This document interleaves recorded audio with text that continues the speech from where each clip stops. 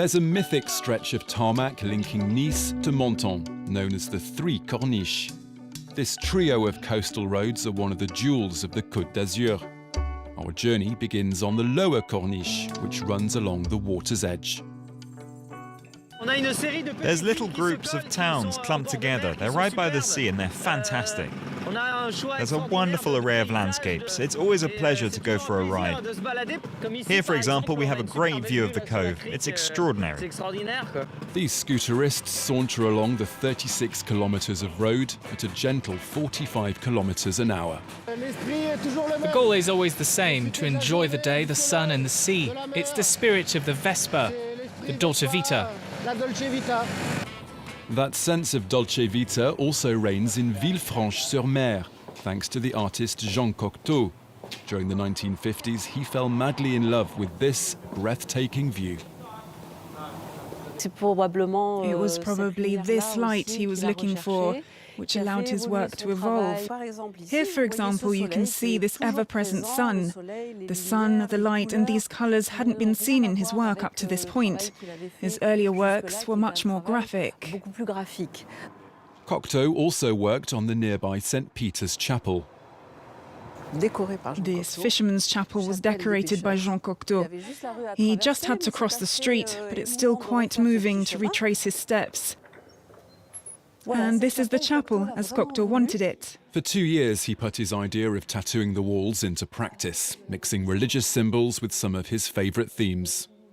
It's a really symbolic setting, with the story of St. Peter illustrated along the walls. And the whole thing is mixed together with images of fishermen and fish. We leave the lower Corniche for the Grande Corniche, a road which Marcel prefers. If your legs aren't aching, you can't call it cycling. It's hard going. It's difficult to talk. I ride up here every week. I know this road by heart, because I live just a little further down. Marcel knows every inch of this road like the back of his hand.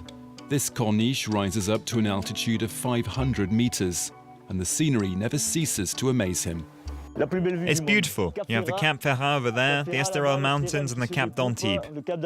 If you come early enough, you can often make out Corsica. At the next bend, the village of Èze appears. In the middle of the 19th century, the novelist Georges Sand described it as the most beautiful, most complete and best composed view along the road.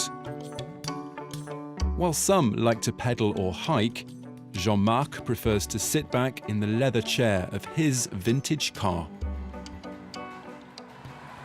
It's a 1962 Jaguar E. It was a legendary car back when it first came out. It was a car that you could drive at 240 kilometers an hour.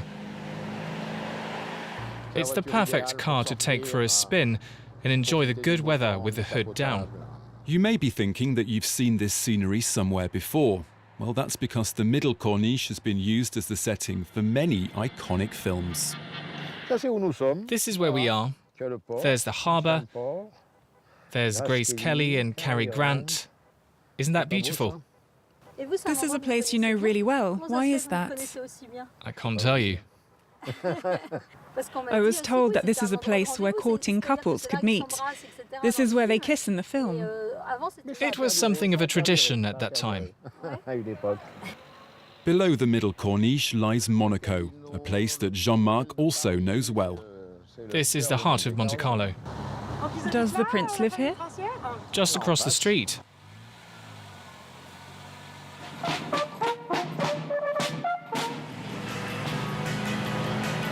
We leave Jean-Marc to take to the skies, in Roquebrune, Cap Martin.